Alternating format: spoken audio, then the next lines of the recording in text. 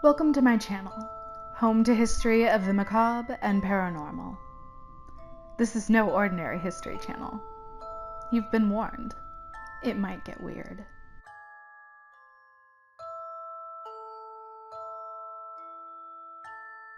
History of the Ouija board. Ouija, also pronounced Ouija, is a brand name of what is known as a spirit board or talking board. Similar to the way chapstick has become a catch-all term for lip balms, spirit boards are typically referred to as Ouija boards, regardless of whether or not they're actually a Ouija brand board. A Ouija board features all of the letters of the alphabet, numbers 0 through 9, yes, no, and goodbye. Some boards also feature the word hello. A Ouija board is used by having 2 or more people place their fingertips on the planchette, asking a question and receiving an answer as the planchette moves around the board. Spirit boards have always been thought of as a tool to communicate with the dead. However, early on in the history of the Ouija board, there was a much more lighthearted attitude toward the board. It wasn't until much later that Ouija boards began to be associated with darker concepts such as demonic possession.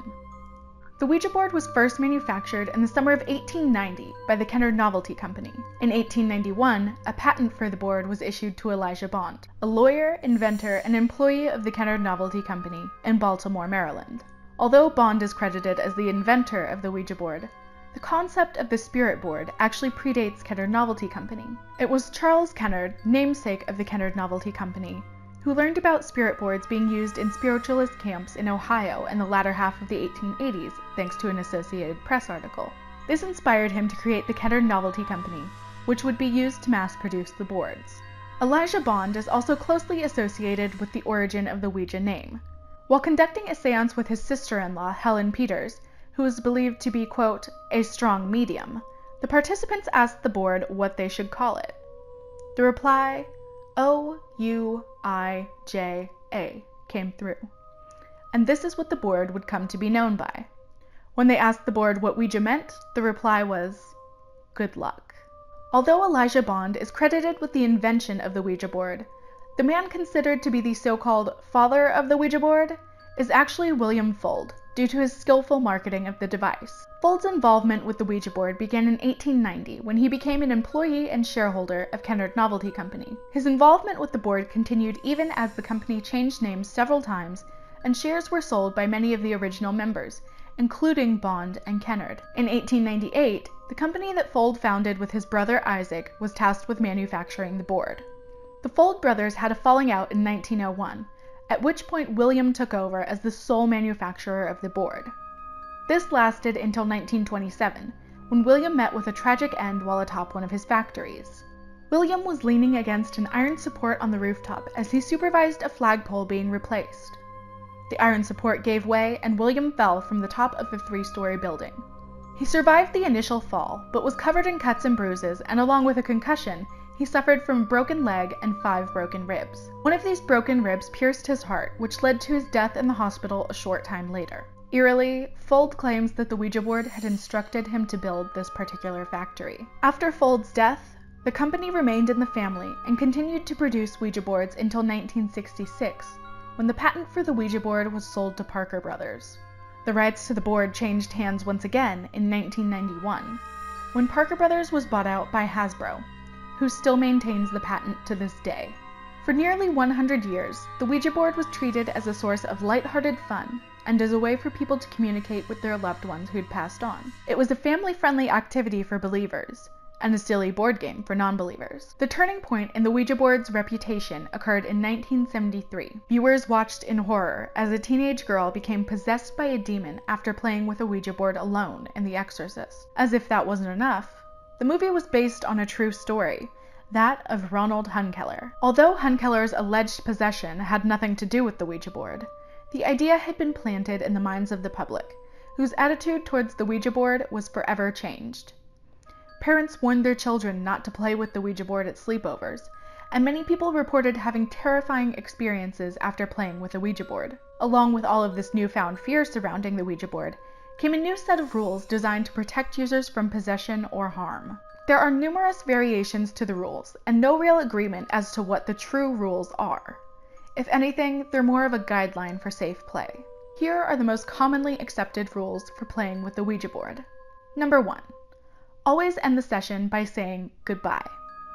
This is important because it closes the link between the users and the entity if there is one. Failing to close the link can lead to attachments and hauntings.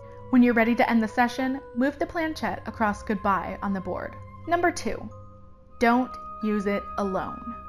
There are a couple of different reasons for this rule. First, using the board with other people present is safer because if an entity starts to gain too much control over the board or the user, there are other people around to notice peculiar behavior and to provide help in case of an emergency. Having other people around when using the board also helps to build more energy, which makes it more likely that you'll be able to gain a response from the board. At least, according to believers.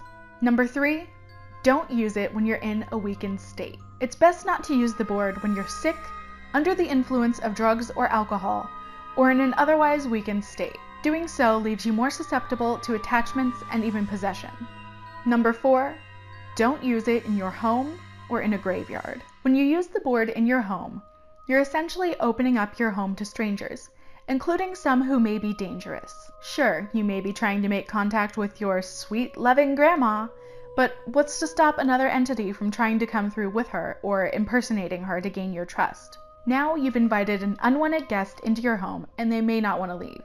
It's best to use the Ouija board somewhere other than your home in order to avoid bringing in an unwanted and potentially dangerous new roommate. As for using it in a graveyard, this is a less popular guideline but still worth mentioning. The reasoning here is that graveyards tend to contain a lot of negative energy, so using the board in a graveyard increases the likelihood that you'll have a negative experience. Number 5, never burn the board. Oftentimes, when someone has a negative experience and is looking to get rid of the board, the response is to destroy the board with fire. This is absolutely the wrong way to dispose of a Ouija board. Burning the board could potentially release the negative entity that's attached to the board, allowing them to continue to haunt you and giving them even more power now that they're no longer bound to the board. The correct way to dispose of a board with a negative attachment is to bury it. Some people also recommend burying it with holy objects or covering it with holy water before you bury it.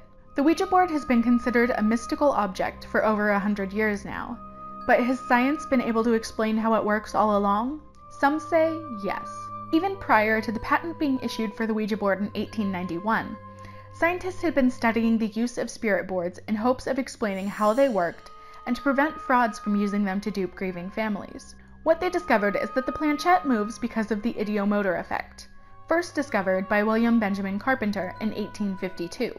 According to this theory, the body moves without conscious intention by the user of a Ouija board, thereby making them believe they aren't moving the planchette when in fact they are.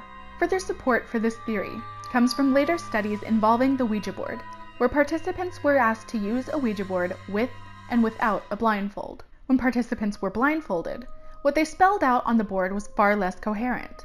This led researchers to believe that Ouija board users were unconsciously controlling the planchette because the supposed responses from the board made a lot more sense when users were able to see what they were spelling out.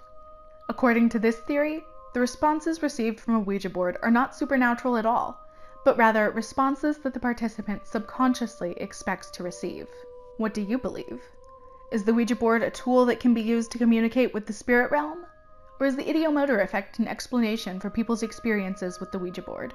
If you have any Ouija board stories of your own, definitely tell me about it in the comments. I love hearing about people's experiences with the Ouija board. If you enjoyed this video or learned something new, please let me know by giving it a thumbs up and subscribing to my channel. Until next time, keep it weird.